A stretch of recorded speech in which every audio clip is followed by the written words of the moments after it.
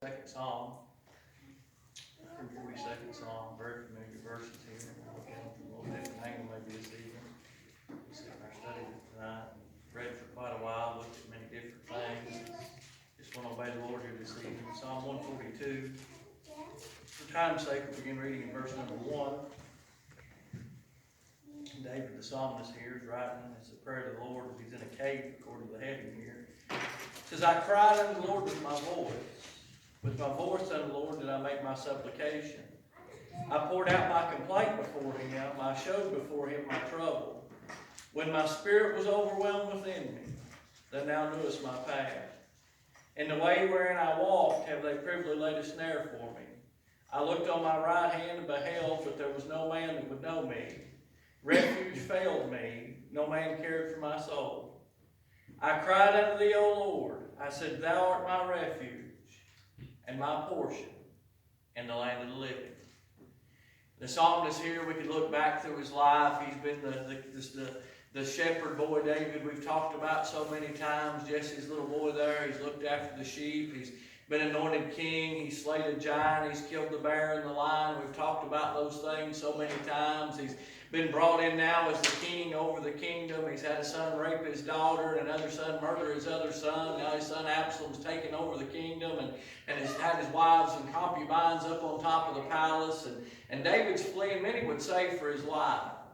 And you could look at it that way. A lot of people that David knew, Joab, and a lot of those men that had been on David's side for a long time had turned to Absalom's side. And so David's hurt here. David's afflicted. He's offended. He's suffering. He's sorrowful. There's a lot of things going through his heart and mind. He's got a lot of issues. If anybody ever felt like giving up or quitting, it should have been David. He's a man after God's own heart, and all these things are going on. And there was things that David could have done if he would have just rose up and been the daddy that he should have been and just dealt with his son. He probably wouldn't have had the problem that he had in reality. But either way, God was still with him, and God was still helping him. But I want to look for just a simple thought for just a few minutes tonight on He knows where you are. He knows where you are.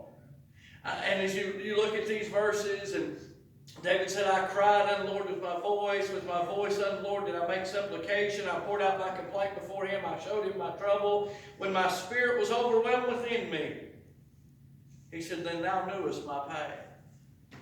David said, God, you know where I am. You know what I'm facing.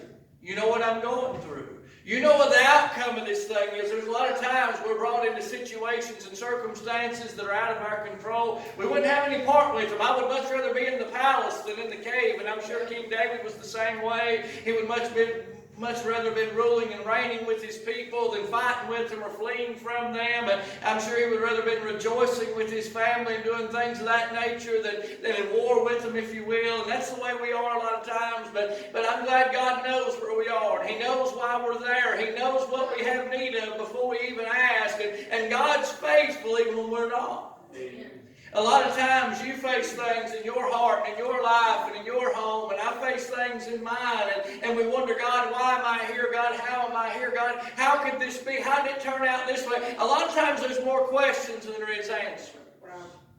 But I'm glad no matter what it is, we can take it to Him because He knows where we are. Amen. Isn't that wonderful to have somebody to go to? A lot of times you can't talk, as much as you love your spouse and this and that, there's things in your life and your heart that sometimes you can't talk to other people about. And sometimes they look at you like you're crazy if you did, so it's probably good that you don't. You might have friends or people you can deal with or talk with, and that's good to have. And a lot of times you tell them what's going on, they're going to have answers. Job's buddy, when Job's life was falling apart, they come and they assessed where Job was. And they said, Job, it's simple. You've done something awful. You've sinned against God, and judgment's fallen on you. So the opinion of man wasn't going to do any good. He needed help from God. And according to these verses, God knew right where He was. You can look in verse number 1, and we can see that God hears when His children cry out. Notice what He said. He said, I cried. This is broken. This is burdened. I mean, there's tears being shed here. They're running down His face. He said, I cried unto the Lord with my voice. He's crying out for help. God, I need your help. God, I'm in trouble. God, I'm burdened. God, it's going to take you. God, I'm crying. He said, with my voice unto the Lord, I made my supplication. He brought his request before God. Isn't that wonderful night when you can't talk to anybody else? You can still go to a God in heaven that cares. And He'll stop everything that He's doing to hear one of His children cry out. There's a lot of people in this world that could help others if they would, but they won't take the time to do it. They're too busy. They're too caught up. It would cost them something, and they're not willing to do that. But God keeps this earth spinning upon its axis to keep this whole world moving. But He's still got time for you and I. I think, boy, how wonderful. How wonderful is that? But He said, I cried unto the Lord. We see the brokenness. We see the burden. We see the sorrow. And the thing is, I'm afraid we know that all too well. We know what it is to cry ourselves to sleep. We know what it is to be so burdened that we can't go to sleep. We know what it is to have issues and problems. But I'm glad that He still hears our prayers. I'm glad that He still cares when we call. We see in verse 1 that He hears our prayers. He said, I poured out my complaint before Him. I showed before Him my trouble. A lot of times, have you ever asked anybody how you doing? Have you ever dreaded that you ask? Some people will tell you how they're doing, amen. And sometimes you just don't want to know. You hear every issue, everybody that's ever wronged them, everything that's ever happened, everything and this, that, and the other. But David said, I poured out my complaint before Him. You know what? It's all right just to go to God with a gripe session. It's all right just to go tell God, hey, I don't like it. God, it don't feel good. God, I don't want this. God, I didn't ask for this and all these things. Simon Peter said, casting all your care. That word casting is forceful. David said, I poured out my complaint. He said, I just give Him everything I had. You know us to do us some good tonight to lay aside every weight and sin and burden that easily besets us. Just give it to God. David's weighted down and burdened down, and you know what? He's finally realizing why he's in a cave. David's finally realizing why he's in the shape he's in. You can read a lot of these Psalms that David's wrote, and he's talked about his enemy and the things that they've done to him. And he said, God, they've wronged me. God, they've burdened me. But David's own fault is why he was in the cave. David's own fault is the reason he was in bondage. It was for deeds that he had done himself. But aren't you glad that God's a God of grace and of mercy, and even when we fail, He's still faithful to help us. That's right. Isn't that wonderful to know tonight that failing's not final with the Father? That even when we make mistakes, we make issues, people might not ever talk to you again. They might disown you.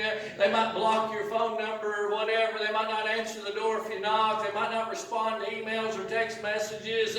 But I'm glad God said, hey, no matter who you are, wherever you are, what you've done, come unto me all you that labor and are heavy laden, and I'll give you rest. I'm glad there's promises tonight for the child of God. Amen. But we see not only does He hear our cry, we see tonight that He sees and knows our troubles. He knows our every trouble. He knows our every burden. He knows our every care. Isn't that wonderful to know? He said, I poured out my complaint before Him. I showed before Him my trouble. David said, I just got honest with Him. I just told Him what my problem was. And you know, He's a great physician tonight. I know some of us men, maybe you women would never do it. But if you was to ever go to the doctor and the doctor asked you about your pain or about your illness and this, that, and the other, we might not be completely honest sometimes. We might not tell him all the things that we're facing, all the things we're going through. But you know what? We want Him to fix it. We want Him to cure us without giving all the issues. God knows before you ever tell me. You might tell me something and I say, well, good Lord, I would have never guessed that about you. But you'll never tell God anything you don't already know. Right. Here David's dealing with this issue. David's dealing with this trouble. David's dealing with this problem, and he shares it with God. And God didn't say, boy, David, I didn't know that. God said, yeah, I know where you are and what you're facing.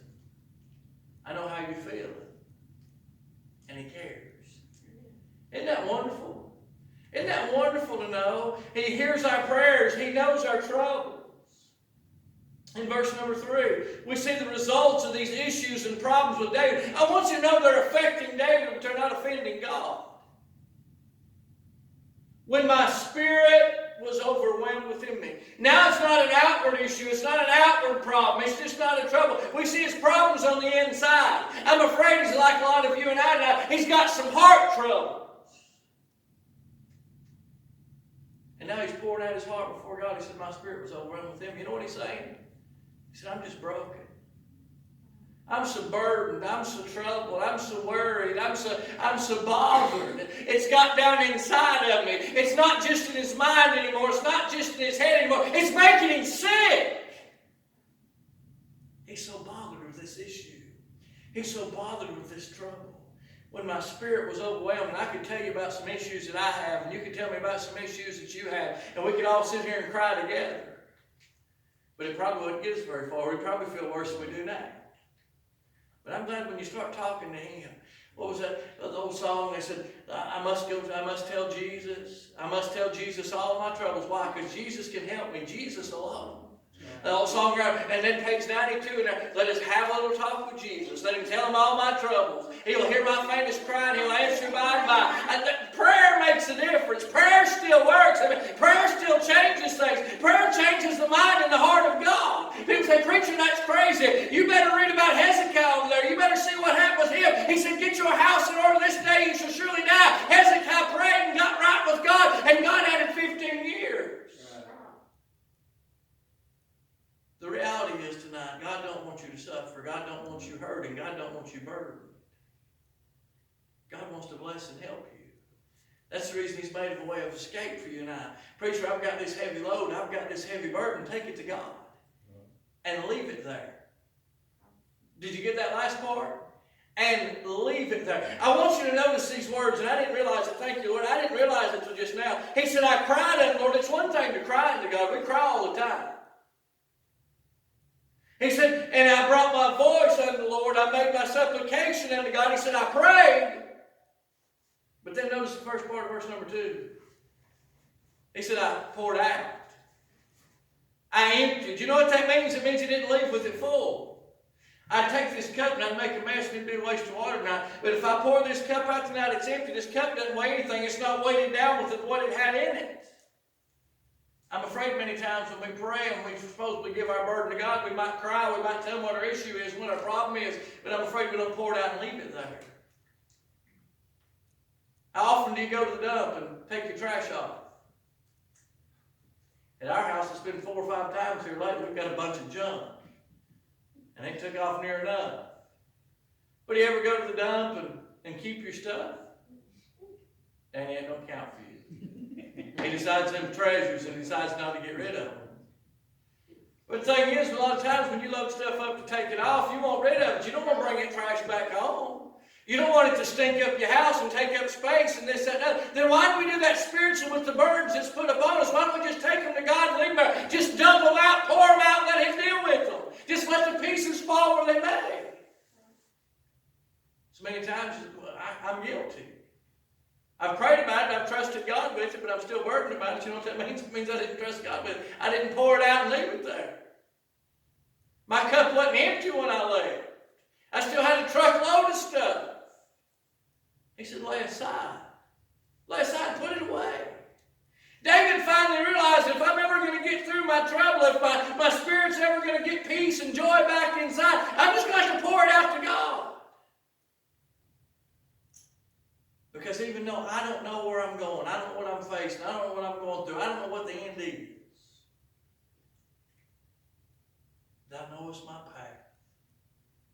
He said, when my spirit is overwhelmed within me, then Thou knowest my path. A lot of times when you're beat down and burdened down, you don't know if it's daylight outside, you don't know if it's raining or snowing, you don't know what's going on around you, you just know what your issue is. We don't know how we're going to move on. We don't know how we're going to get forward or backwards or sideways. We don't even know if there's going to be a tomorrow. But He said, Thou knowest my path. Job said, He knows the way that I take, and He's my living Redeemer. The steps of a righteous man, He said, are numbered. He knows the very hairs of our heads. He said we was worth far more than sparrows or farthings or all these things. Even when we don't know, He still does.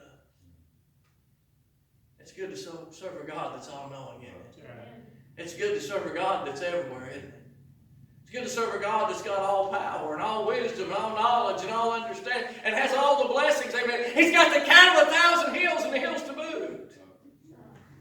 And He's faithful to supply our every need according to His riches and glory, not based on my goodness, but His. When my spirit was overwhelmed within me, then Thou knewest my path. And the way wherein I walked, have they privily laid a snare for me? He says, I'm already beat down, I'm already broken down. He said, there's a world, the devil out there that's trying to trip me up, and trying to cause me to fall, trying to cause me to have problems. But you know my path. You know the way that I'm going to take. You're my living Redeemer. You're able to help me get through on this journey. Why? Because He's the one that walked this journey. If we're living the Christian life, those little Christ, the followers of Christ, we should be following in His footsteps. He knows the path that we're on. He knows where we're headed to.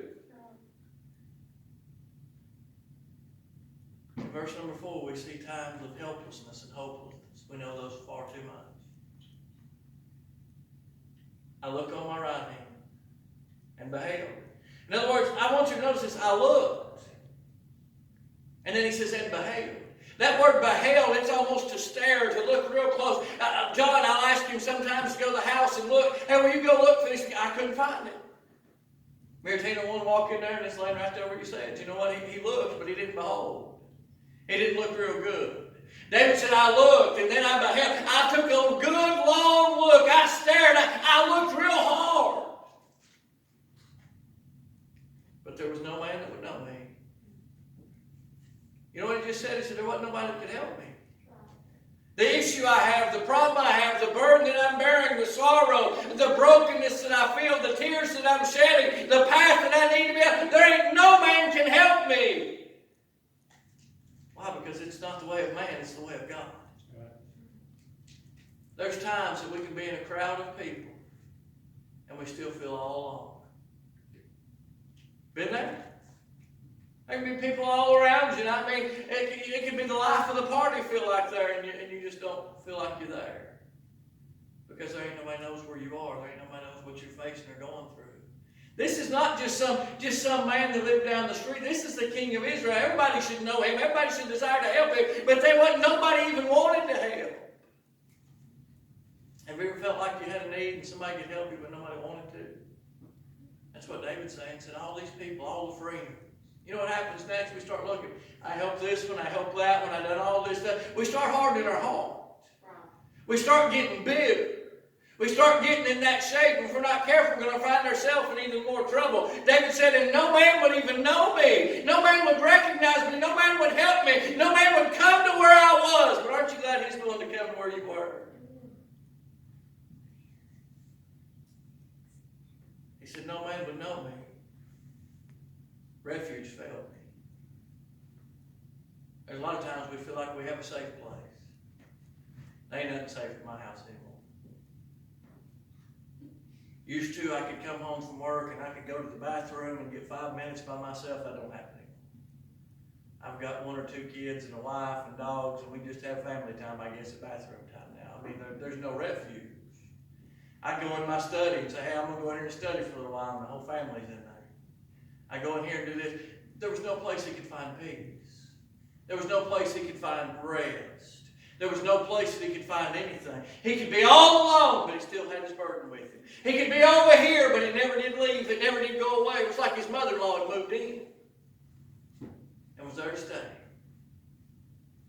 That's what he's saying. He said, nobody would help me.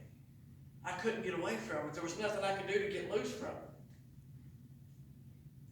But not only would no man help me, not only no man knew me, then my refuge, my safe place, the peace, all these things, the joy was gone. And it got so bad, he said, no man even cared for my soul. You know what he just said? Nobody cared whether I lived or whether I died. I'm not being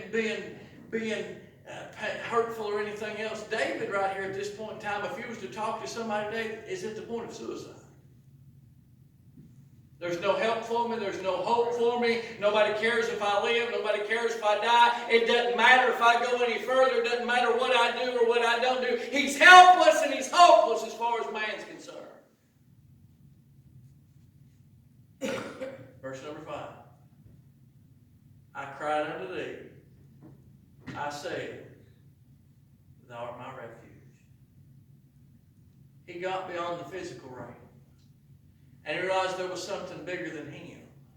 He realized there was something better than him. The reality is you're never alone if you're saved and born again by the grace of God. God is not only with us tonight. God is not only in us tonight, but God is for us tonight. And if God be for us, who or what could be against us? He said, thou art my refuge and my portion in the land of the living. You You know what he just said? He said, if I ain't got nothing else, I've got God. And he cares. He cares when nobody else does. Not only is he my refuge, he's got peace, he's got joy, he's got power, he's got everything that I need. No wonder Paul said he's my all in all. Sometimes he's got all that you ever have. Sometimes he's all that you got.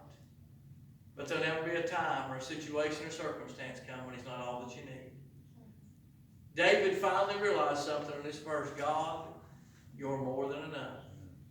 You know where I am. You know what I'm facing. You know what I'm going through. You know exactly what I need. And I want you to notice this. Thou art my refuge and my portion. You're my portion. You know what I need? You've got it. And you've got it. We see he hears our prayers. We see he knows and sees our trouble. He feels our pain.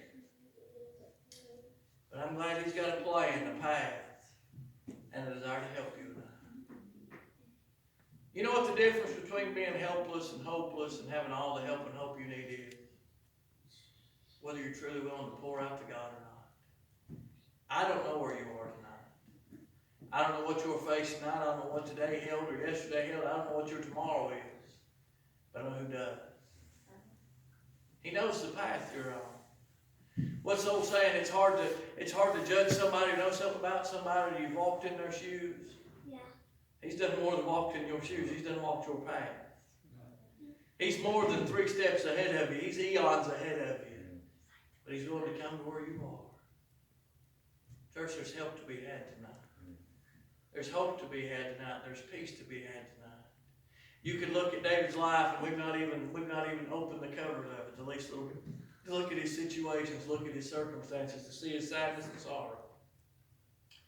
But you know what he said? He said, well, there's a God in heaven. He knows right where I am. He knows my burden. He hears my cry. He knows what my trouble is. And when nobody else can or will help, he's there to help me. He knows my path tonight. He knows what I'm facing and going through. And he's got a desire to help.